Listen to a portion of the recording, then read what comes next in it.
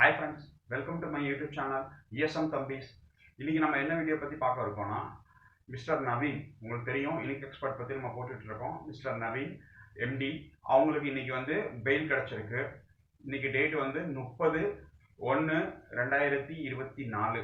இன்னைக்கு டேட்டுக்கு அவங்க பெயில் மூவ் பண்ணியிருந்தாங்க. அதுக்கு அவங்களுக்கு இன்னைக்கு ஒரு நிபந்தனை ஜாமீன் அவங்களுக்கு கிடைச்சிருக்கு. இதை பத்தின ஃபுல் டீடைல்ஸ் பார்க்க போறோம். வாங்க சம்பந்தப்பட்ட லாயர் என்ன சொல்றாங்க, இன்னைக்கு என்ன நடந்தது, அதை பத்திய ஃபுல் வீடியோ நம்ம போட போறோம். வாங்க வீடியோக்குள்ள போகலாம். இன்னைக்கு 30/1/2024 அன்னைக்கு நவீனுக்கு வந்து எம்டி யூனிக் எக்ஸ்போர்ட் அவங்களுக்கு வந்து பெயில் கிடைச்சிருக்கு, நிபந்தனை ஜாமீன். சரியா? அது உண்மை. அதை பத்தி நான் இப்போ ஸ்கிரீன்ஷாட் போடுறேன். இதுதான் அது, அந்த பெயில் ஆர்டர். இது அஃபிஷியல் இன்னும் வரல, அஃபிஷியலா இன்னும் கோர்ட்டோட லெட்டர் வரல. இது வந்து கோர்ட் வெப்சைட்ல இருந்து டவுன்லோட் பண்ணது. அது வந்தோடனே நான் நாளைக்கு காலையில அதை போஸ்ட் பண்ணிடுறேன். அஃபிஷியல் நிபந்தனை ஜாமீன் என்னென்ன கொடுத்துருக்காங்கன்னு. அது நிபந்தனைக்கு உட்பட்ட ஜாமீன். அதில் அவங்க வந்து சைன் பண்ணணும், வைக்கணும், அந்த மற்ற விஷயங்கள்லாம் இருக்கு. இப்போ லாயர் என்ன சொல்றாங்க அப்படின்னு சொல்லி நம்ம கேட்போம். அது கேட்கறதுக்கு முன்னாடி நான் ஒரு விஷயத்தை நான் கிளியரா சொல்லிடுறேன். எனக்கும் யூனிக் எக்ஸ்பர்ட்டுக்கும் எந்த சம்மந்தமும் கிடையாது. நான் வந்து பாதிக்கப்படலை. நான் வந்து ஒரு இன்வெஸ்டர் கிடையாது. நான் சம்மந்தப்பட்ட எக்ஸ்மேன் நிறைய பேர் இதில் பாதிக்கப்பட்டிருக்காங்க அப்படின்னு சொல்லி தான் நான் உள்ளே வந்திருந்தேன். ஆனால் இப்போ என்னையவே த்ரெட்டன் பண்ணிட்டு இருக்காங்க. என்னையவே தேவையில்லாமல் அவங்க வந்து மெசேஜ் அனுப்பிச்சிட்டு குரூப்பில் அன்வான்டாக பேசிக்கிட்டு இருக்காங்க. நீங்கள் வீடியோ போட்டால தான் யூனிக் எக்ஸ்பர்ட் காசு தரல, என்னமா நான் சொல்லி தான் காசு தராமல் போன மாதிரி தான் அவங்க பேசிக்கிட்டு இருக்காங்க நிறைய பேர். இப்போ நீங்கள் என்னோட சப்ஸ்கிரைபர் இருக்காங்க, என்னோட வியூவர்ஸ் இருக்காங்க, என்னோட வெல்விஷர் நிறைய பேர் இருக்காங்க. இப்போ நீங்கள் செய்ய வேண்டியது, நான் பண்ணுறது கரெக்டாக தப்பா, இனிமேல் என் சேனலில் யூனிக் எக்ஸ்பர்ட்டோட வீடியோ வேணுமா வேணாமா? ஏன்னா நான் வந்து யூனிக் எக்ஸ்பர்ட்டுக்காக சேனல் ஆரம்பிக்கல. நான் சேனல் கடந்த 2 வருஷமா வச்சு ரன் பண்ணிக்கிட்டு இருக்கேன். அது எக்ஸர்வீஸ்மேன் சம்மந்தப்பட்டது. எக்ஸர்வீஸ்மேன் வெல்ஃபேருக்காக நிறைய விஷயங்கள், நிறைய வீடியோஸ் போட்டுக்கிட்டு இருக்கிறேன். எனக்கு தெரிஞ்ச விஷயங்கள் 4 பேருக்கு சொல்லணுங்கிறதுக்காக தான் நான் சேனல் ஆரம்பிச்சது. நான் யாரையும் திருத்துறதுக்காகவோ எதுக்காகவோ நான் சேனல் ஆரம்பிக்கல. நான் ஃபர்ஸ்ட் ஆஃப் ஆல் நான் கிளியராக சொல்லிடுறேன். ஆனால் கண்ணுக்கு முன்னாடி ஒரு முன்னாள் ராணுவ வீரர்கள் பாதிக்கப்படும் போது அதை பார்த்துக்கிட்டு சும்மா இருக்க முடியாது. அந்த ஒரு காரணத்துக்காக தான் நான் யூனிக் எக்ஸ்போர்ட் விஷயத்தை நான் கையில் எடுத்தது. மற்றபடி நான் பாதிக்கப்படலைங்கிறத நான் கிளியராக சொல்லிட்டேன். நான் ₹1 இதில் இன்வெஸ்ட் பண்ணலை. அதனால எனக்கு வந்து அந்த யூனிக் எக்ஸ்போர்ட்டுக்கும் எனக்கும் எந்த சம்மந்தமும் கிடையாது. அதை நான் ரொம்ப தெளிவாக கிளியராக சொல்லிடுறேன். நான் எத்தனையோ வீடியோ சொல்லியிருக்கேன், குரூப்லையும் வாய்ஸ் போட்டிருக்கேன். இருந்தாலும் ரொம்ப பேருக்கு டவுட்டாகவே இருக்கு, இவருக்கு என்ன வந்தது, எல்லாரும் விட்டுட்டாங்க, இவர் மட்டும் பிடிச்சிருக்காரு அப்படின்னு. ஏன்னா நான் வந்து உண்மையை சொல்றதால தான். நான் எப்போ வீடியோ போட்டாலும் எது போட்டாலும் வித் எவிடன்ஸோட தான் போடுறது. இது ரொம்ப பேருக்கு பிடிக்கல, அது உண்மைதான். ரொம்ப பேருக்கு பிடிக்கல. அது வந்து எம்டி நவீன் டைப் அவங்க குரூப்பாக இருக்கட்டும், இல்லை லீடர்ஸ் குரூப்பாக இருக்கட்டும், இல்லை அதர் சைடில் இருக்கிற குரூப்பாக இருக்கட்டும், நான் வீடியோ போடுறது ரொம்ப பேருக்கு பிடிக்கவே இல்லை. என்னைய ஃபேக்குன்றாங்க, என்னைய தப்புன்றாங்க. ஃபேக்குனா உண்மையாக சொல்லுங்க. ப்ளஸ் நான் வந்து அடுத்த வீடியோ யூனிக் எக்ஸ்பர்ட் பற்றி அப்டேட் வீடியோ போடணுமா போடக்கூடாதா அப்படின்னு சொல்லி கமெண்ட் செக்ஷனில் நீங்கள் போய் கமெண்ட் பண்ணுங்க. கமெண்ட் பண்ணால் மட்டும்தான் அதை கமெண்ட்டை படித்து பார்த்துட்டு நான் வீடியோ போடுவேன். நான் அதிகமான பேர் நெகட்டிவ் கமெண்ட் கொடுத்துருந்தாங்கன்னா நான் வீடியோ போட மாட்டேன். ஏன்னா எனக்கு அவசியமே இல்லை. நீங்கள் சம்மந்தப்பட்ட லாயர், எந்த லாயர் பிடிச்சிருக்கீங்களோ, இல்லை யாருக்கிட்ட நீங்கள் காசு கொடுத்துருக்கீங்களோ அவங்ககிட்ட இருந்து நீங்கள் அப்டேட் வாங்கிக்கோங்க. மற்றபடி மேஜர் அப்டேட் வந்தால் மட்டும் நான் சொல்லுவேன். ஒவ்வொரு விஷயத்துக்கு நான் வீடியோ போட்டுட்டு இருக்க மாட்டேன். ஏன்னா ஆல்ரெடி குரூப் இருக்குது, ஒரு 5-6 குரூப் இருக்குது. அந்த குரூப்பில் யாராவது இன்வெஸ்ட் பண்ணியிருப்பாங்க, அவங்க போட்டிருப்பாங்க. என் சப்ஸ்கிரைப்காக மட்டும்தான் நான் வீடியோ போட்டுட்டு இருக்கேன், வேறு யாருக்காகவும் இல்லை. அதனால வீடியோ போடணுமா வேணாமா, நெக்ஸ்ட் அப்டேட் நீங்கள் சொல்லிடுங்க. யூனிக் எக்ஸ்பர்ட்டை பற்றி கமெண்ட் செக்ஷனில் போய் கமெண்ட் பண்ணுங்க. ஏன்னா அடுத்து நீங்கள் சொன்னாதான் நான் வீடியோ போடுவேன், next video. First of all அதுக்கடுத்து வந்து லாயர் வந்து உங்களோட தனிப்பட்ட விருப்பம். நீங்கள் யாரை பிடிக்கணும்னு விருப்பம் பண்ணுறீங்களோ அவங்கள பிடிச்சி கேஸை ஃபைல் பண்ணிக்கோங்க, கேஸ் நடத்திக்கோங்க. ஏன்னா நம்ம கிட்டத்தட்ட ஒரு 5-6 வீடியோ நான் கிளியராக சொல்லியிருப்பேன், டிஸ்க்ளைமரும் கொடுக்குறேன். லாயருங்கிறது உங்களோட தனிப்பட்ட விருப்பம். நான் லாயர் கிடையாது, நான் ஒரு முன்னாள் ராணுவ வீரர், நான் லாயர் கிடையாது, சட்டம் எனக்கு தெரியாது. அதனால லாயர் பிடிக்க வேண்டியது உங்களோட கடமை. பணம் நீங்க போட்டிருக்கீங்க, 20 லட்சம், 30 லட்சம், 40 லட்சம் பணம் நீங்க போட்டிருக்கீங்க. அப்ப நீங்க தான் லாயரை பிடிக்கணும், நான் போட முடியாது. அதாவது நான் சொல்ற லாயர், இப்ப நான் ஒரு லாயர் நம்பர் கொடுக்குறேன் அப்படின்னா அது வந்து நீங்களா விருப்பப்பட்டு போறது, நான் போக சொல்லலை. நான் கிளியரா சொல்லிடுறேன். நீங்க விருப்பப்பட்டு போறீங்க, அந்த லாயர் பிடிச்சிருக்கு, அவர் அணுகுமுறை பிடிச்சிருக்கு, அவர்கிட்ட நீங்க கிளைண்டா போறீங்க. அதனால நீங்க போறதால அதுக்கு என்னைய போட சொல்லக்கூடாது. ரொம்ப பேர் எனக்கு தேவையில்லாம கால் பண்ணி கேட்கறாங்க, சார் இந்த லாயர் இவ்வளோ ஃபீஸ் கேட்குறாங்க, அந்த லாயர் அவ்வளோ ஃபீஸ் கேட்குறாங்க, நான் போகவா வேணாமான்னு என்கிட்ட தயவு செஞ்சு சஜஷன் கேட்காதீங்க. போகணுமா வேணாமா நீங்கள் முடிவு பண்ணிக்கோங்க. என்னிடத்தில் தயவு செஞ்சு கேட்காதீங்க. நான் எதுவுமே சொல்ல முடியாது. பணம் போட்டது நீங்கள், ஏமாந்தது நீங்கள், கம்பெனி ஏமாந்துச்சு. ஆனால் இப்படி நடந்துக்கிட்டு இருக்குங்கிற விஷயத்த மட்டும்தான் நான் வெளியே சொல்லணுமே தவிர இதை பண்ணுங்க அதை பண்ணுங்க யாருக்கும் சஜஷன் சொல்கிற அளவுக்கு நான் பெரிய ஆள் கிடையாது. ஆனால் எது நடந்துக்கிட்டு இருக்கு, இப்படி தப்பு பண்ணுறாங்கங்கிற விஷயத்த மட்டும்தான் நான் வெளியே சொன்னேன். சொன்னதுக்காக இன்னைக்கு வரைக்கும் நான் அப்டேட் மெசேஜ் கொடுத்துட்டு இருக்கேன். அடுத்த வீடியோ வேணாமா நீங்க கமெண்ட் செக்ஷன்ல கமெண்ட் பண்ணா மட்டும்தான் நான் அடுத்த வீடியோ போடுவேன். யாருமே வீடியோ வேணாம் கமெண்ட் செக்ஷன்ல எந்த கமெண்ட்டும் பண்ணல, இல்ல நீங்க பண்றது தப்பு சார், உங்களால தான் எங்களுக்கு லீடர்ஸ் காசு தர மாட்டேன்றாங்க, எம்டி அரெஸ்ட் ஆயிட்டாங்க, யூனிக் எக்ஸ்போர்ட்டே கொலாப்ஸ் ஆயிடுச்சு நீங்க போட்ட ஒரு வீடியோனால அப்படின்னு சொல்லி கமெண்ட் பண்ணுங்க, தப்பே கிடையாது. ஏன்னா நான் செய்யறது கரெக்டா தப்பான்னு நான் சொன்னாதான் தெரியும். இதுல ரொம்ப நெகட்டிவ் கமெண்ட்ஸும் வரும் எனக்கு தெரியும். அதனால பாசிட்டிவ் கமெண்ட்ஸ் எத்தனை வருது, நெகட்டிவ் கமெண்ட்ஸ் எத்தனை வருது நான் பாத்துக்கிறேன். ஓகே, இதுதான் நான் யூனிக் எக்ஸ்பர்ட் பற்றி சொல்லணும்னு விருப்பப்பட்டது. இப்ப இந்த கேஸ் நடத்திக்கிட்டு இருக்க லாயர் உங்களுக்கு எல்லாருக்குமே தெரியும், மிஸ்டர் கிருஷ்ணன். அவர் என்ன சொல்றாரு அப்படிங்கிற விஷயத்த நம்ம ஆடியோ மெசேஜ் அனுப்பிச்சிருக்காங்க, அதை கேட்போம். நான் கோர்ட்டுக்கு போல, நான் இருக்கிறது என் ஊர்ல இருக்கேன், கேஸ் நடக்கிறது அங்க நடந்துகிட்டு இருக்கு ஈரோடுல. அதனால அவங்க தான் சம்மந்தப்பட்டவங்க தான் வாதாடினாங்க. அதனால என்ன நடந்ததுன்னு கிளியர் அப்டேட் அவங்க தான் கொடுப்பாங்க. அவங்க என்ன சொல்றாங்கன்னு சொல்லி கேட்போம். வாங்க வீடியோக்குள்ள போகலாம்.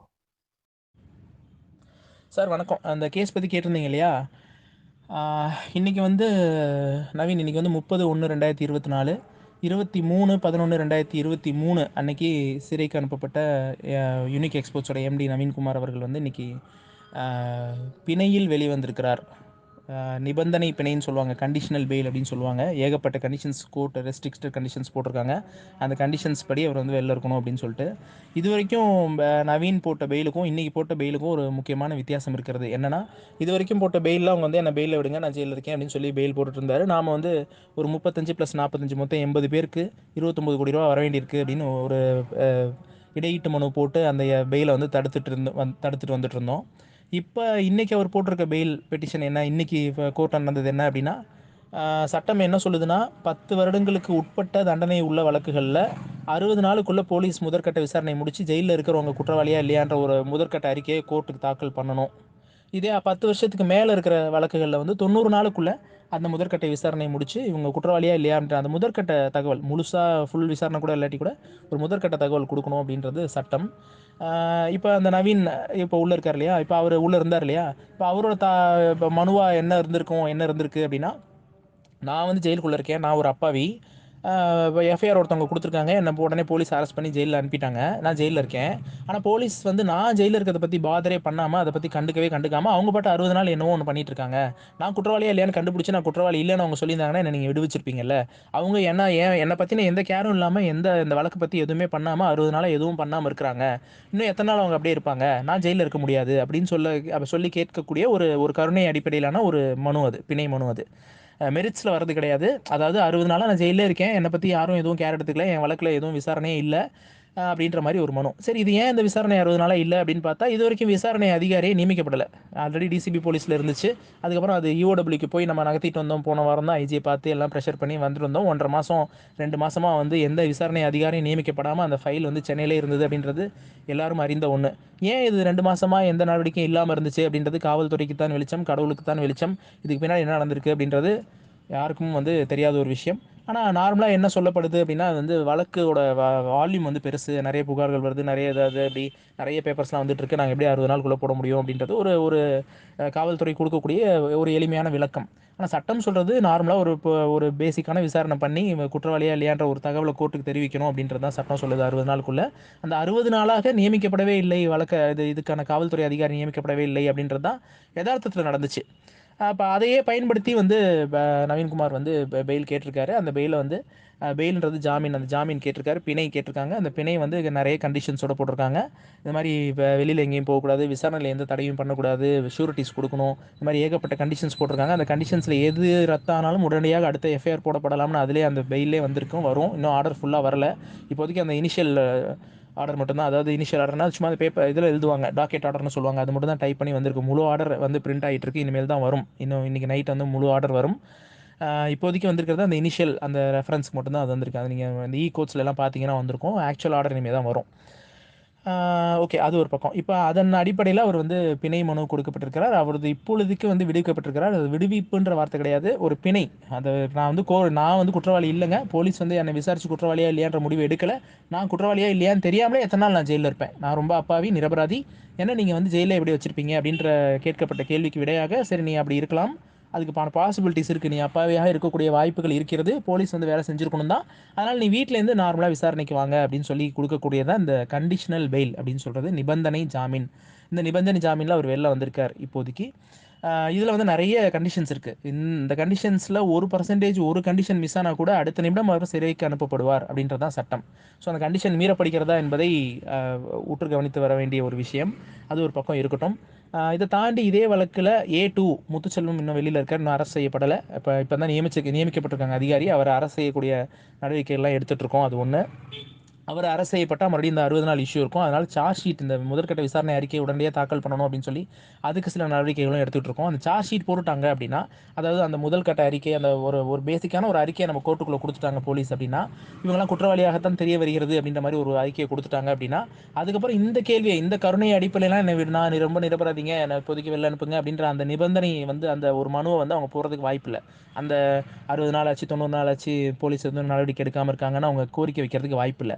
அப்படியே அந்த சார்ஜ் ஷீட் அவங்க போட்டுட்டாங்க அப்படின்னா, ஆட்டோமேட்டிக்காக இந்த வழக்கு முடியறதுக்கு 7 வருஷம் ஆனாலும் 8 வருஷம் ஆனாலும் அத்தனை நாட்களும் அவர்கள் சிறையில் இருக்க வேண்டிய ஒரு நிலை ஏற்படும். அப்படி வரும்போது இன்னும் யாரெல்லாம் பாதிக்கப்பட்டிருக்கோ அவங்களாம் எங்கள் பணத்தையும் கொடுங்க நம்ம மனு செய்யும்போது அது கிடைக்கிறதுக்கு வாய்ப்புகள் இருக்குது. அதை நம்ம பின்னாடி பார்த்துப்போம். இப்போதைக்கு இவர்கள் போட்டிருக்க கண்டிஷன்ஸ் கரெக்டாக நிறைவேற்றப்படுகிறதா என்பதை நாம் கவனித்து பார்க்க வேண்டிய ஒரு விஷயம். ரெண்டாவது A2 அப்படின்றவரை அரெஸ்ட் பண்ணணும் அப்படின்றதுக்கு உரிய நடவடிக்கைகள் எடுக்கப்பட்டிருக்கு. இது 2. இதை தாண்டி வந்து இன்னும் நிறைய பேர் இதில் வந்து தப்பு பண்ணியிருக்காங்க, நிறைய அக்யூஸ்லாம் இருக்காங்க அப்படின்னு நிறைய சொல்லிட்டு இருக்காங்க. அவங்க மேலேயும் வந்து இப்போ எஃப்ஐஆர் போடுவதற்கும் அவர்களையும் அரெஸ்ட் செய்வதற்குமான ஏற்பாடுகளும் செய்யப்பட்டு கொண்டு வருகிறது. இன்னும் நிறைய இதில் வேலைகள் இருக்குது. ஸோ இப்போதைக்கு வந்து இந்த நவீன் வந்து பெயிலில் வந்திருக்கார், அவர் வந்து விடுவிக்கப்பட்டு விட்டார் அப்படின்னு வந்து பயங்கரமாக மற்றவங்க யாரும் பாதிக்கப்பட்டவங்க நினைக்கிறதுக்கு ஒன்றும் இல்லை. இது விடுவிப்பு கிடையாது, இது வந்து ஒரு பிணை. இந்த பிணையுமே வந்து 60 நாட்களாக நான் ஜெயிலில் இருக்கேன், போலீஸ் எந்த வேலையும் செய்யலை அப்படின்னு சொல்லி அதனால் நான் நிரபராதியாக இருக்க வாய்ப்பு இருக்குது. ஒருவேளை நான் நிரபராதியாக இருந்தால் நான் ஏன் வேஸ்ட்டாக 60 நாள் 70 நாள் 3 மாதம் 4 மாதம்லாம் ஜெயிலுக்குள்ளே இருக்கணும், நான் வீட்டுக்குள்ளேருந்தே கோர்ட்டுக்கு வருகிறேன் என்று சொல்லக்கூடிய ஒரு நிபந்தனை. நான் இப்படி இதெல்லாம் பண்ணுறேங்க, எனக்கு தயவு செஞ்சு ஜெயிலில் என்னால் இருக்க முடியல, எனக்கு கொஞ்சம் வெளியில் விடுங்க, நான் வீட்டிலேருந்து வந்துக்கிறேன், நாங்கள் கோர்ட்டில் என்ன சொன்னாலும் நான் செய்கிறேன் அப்படின்னு சொல்லி ஒரு மனு போடுறது தான் அந்த நிபந்தனை ஜாமீன். அதுபடி வந்து போட்டிருக்காங்க, கிடச்சிருக்கு, வந்திருக்காங்க. ஸோ இது வந்து ஒரு ஆஸ் பர் லா இது வந்து கொடுக்கப்பட வேண்டிய ஒன்று. போலீஸ் ஏன் வேலை செய்யலை, என்ன நடந்துச்சு அப்படின்றதெல்லாம் வந்து நான் சொன்ன மாதிரி முன்னாடியே சொன்ன மாதிரி கடவுளுக்கு தான் வெளிச்சம், காவல்துறைக்கு தான் வெளிச்சம். அது பின்னாடி அது என்னன்றதை பார்த்துக்கலாம். இப்போ இன்வெஸ்டர்ஸ் பொறுத்த வரைக்கும் இது ஏதோ விடுதலையாகி வந்துட்டார் அப்படின்ற மாதிரி இதில் நினைக்கிறதுக்கு ஒன்றும் கிடையாது. Just part of the system. இது ஒரு ப்ராசஸில் இது ஒரு சின்ன பகுதி. இது வந்து இயல்பாக நடக்கக்கூடிய எல்லா வழக்குலையுமே நடக்கக்கூடிய ஒரு விஷயந்தான். இது ஒரு பெரிய வழக்காக இருக்கிறதுனால மேபி அவங்க போலீஸே சொல்கிற மாதிரி 60 நாளுக்குள்ளே ஒரு அடிப்படை விசாரணை செய்ய முடியாமல் இருக்கலாம், வாய்ப்புகள் இருக்குது. இதை தாண்டி விசாரணை அதிகாரி நியமிக்கப்படலை அப்படின்ற அந்த உண்மையும் வந்து நம்ம மறுத்துற முடியாது. ஏன் இத்தனை நாளாக விசாரணை அதிகாரியே இந்த வழக்குக்கு நியமிக்கப்படலை, விசாரணை அதிகாரி நியமித்தா தானே இந்த தாக்கல் பண்ண முடியும் கோர்ட்டில் போய் இவர் குற்றவாளியா இல்லையான்னு. அது நியமிக்கப்படவே இல்லை, 60 நாளாகவே நியமிக்கப்படல. 29ஆம் தேதி தான் நியமித்தாங்க, 29 ஜனவரி தான் நியமிக்கிறாங்க. 30ஆம் தேதி இவர் அந்த 29ஆம் தேதி தான் அந்த 30ஆம் தேதி விசாரணைக்கு வருது. 29ஆம் தேதி அப்படியே வேகமாக அதை நியமிக்கிறாங்க, இவங்க அதை போடுறாங்க. 60ஆவது நாள் தான் வந்து நியமிக்கிறாங்க. ஸோ இதை வந்து நம்ம என்னென்னு புரிஞ்சுக்கிறது? ஸோ அது வந்து ஃபைன், அது என்னவோ இதெல்லாம் இருக்கிறது தான், யதார்த்தத்தில் இதெல்லாம் வந்து இருக்கிறது தான். இதெல்லாம் நம்ம போராடி தாண்டி இதெல்லாம் தாண்டி தான் நம்ம வந்து நியாயத்தை நாம் தேட வேண்டிய நிலையில் இருக்கிறோம். வலுவான சட்ட போராட்டத்தை நாம் எதிர்கொண்டு வருகிறோம். இன்றைக்கே வந்து கோர்ட்டில் இதுக்கு முன்னாடி நம்ம 80 பேருக்கு போட்டிருந்தோம். இன்றைக்கி வந்து இப்போ இன்னொரு 40 மனுக்கள் வந்திருக்கிறது. கிட்டத்தட்ட 120 பேருக்கான மனுக்களை கோர்ட்டில் மத்தியானத்துக்கு மேலே போய் சொல்லி நாங்கள் 120 பேர் இருக்கோம். கிட்டத்தட்ட 39 கோடி ரூபா எங்களுக்கு வர வேண்டியது இருக்குது, 36 கோடி ரூபா வர வேண்டியது இருக்குது அப்படின்னு சொல்லி வாதாடி இருக்கோம். ஆனால் கோர்ட்டில் வந்து என்ன ஒரு நிலை எடுத்தாங்க அப்படின்னா, உங்களுக்கு அவர்கள் பணம் தர வேண்டியது என்பதில் எந்த மாற்று கருத்தும் கிடையாது, ஆனால் காவல்துறை வேலை செய்யவில்லை என்ற அடிப்படையில் பிணை மனு கேட்கப்படுகிறது. அதுக்கான ஆன்சராக வந்து நாங்கள் இதை தான் சொல்ல முடியும். இந்த இடத்துல வந்து நாங்கள் பணம் கட்டுங்க அப்படின்ற மாதிரி ஒன்று போடுறதுக்கு யதார்த்தமாக முடியாது, அது சட்டத்தில் அப்படி கிடையாது அப்படின்ற மாதிரி ஒரு நிலையை எடுத்திருக்காங்க. அதுவும் வாஸ்தவம் தான். காவல்துறை ஏன் வேலை செய்யவில்லை, காவல்துறை மெத்தன போக்கை கண்டித்து நான் வந்து என்னை விடுதலை பண்ணுங்க அப்படின்ற, என்னை வந்து நிபந்தனை மனுவில் கெடுங்கன்னு தான் கேட்டிருக்காங்க. அதனால் இந்த இந்த இந்த மொமெண்ட் எங்களால் வந்து அந்த பணம் கட்டி தான் ஆகணும் அப்படின்ற நிலையை வந்து புஷ் பண்ண முடியல, அந்த ப்ரெஷர் பண்ண முடியல ஒரு சூழ்நிலை இருக்குது. அதனால் இது ஒரு நமக்கு வந்து ஒரு என்ன சொல்கிறது, இது ஒரு ஹர்டில், அவ்வளோதான், ஒரு ஸ்பீட் பிரேக்கர் அப்படின்னு தான் சொல்லணும். வேகமாக போயிட்டு இருக்கும்போது ஒரு ஸ்லோ பண்ணி போக வேண்டிய ஒரு சூழல் இன்னைக்கு ஏற்பட்டிருக்கு. நம்ம அடுத்து இன்னும் வேகமாக செயல்படுவோம். பாதிக்கப்பட்டவங்க யாராக இருந்தாலும் சரி, சட்டப்படி உரிய நிவாரணம் பெற வேண்டிய வழிகளை நாம் செய்தே ஆக வேண்டும். அதை முனைந்து வேகமாக செயல்படுங்கள். உங்களுக்கு தெரிஞ்ச லாயரை போய் பாருங்கள். எங்கள்கிட்டலாம் நீங்கள் வரணுன்றதெல்லாம் கிடையாது. உங்களுக்கு தெரிஞ்ச லாயர் யாராக இருந்தாலும் சரி போய் பாருங்கள். அடுத்து என்ன சட்டப்படி பண்ணலான்றதை கண்டிப்பாக பண்ணுங்கள். நீங்கள் எந்த அளவுக்கு வலுவாக இருக்கீங்களோ, எந்த அளவுக்கு சட்டப்படி செயல்படுறீங்களோ அந்த அளவுக்கு தான் இதில் குற்றவாளிகள் தண்டிக்கப்படுவார்கள், அந்த அளவுக்கு தான் இதில் நம் இழந்த பணம் மீட்கப்படும். அதனால் வந்து அதை மனசில் வச்சு எல்லாருமே செயல்படுங்க, வேகமாக செயல்படுங்கள், சட்டப்படி என்னவோ அதை செயல்படுங்க.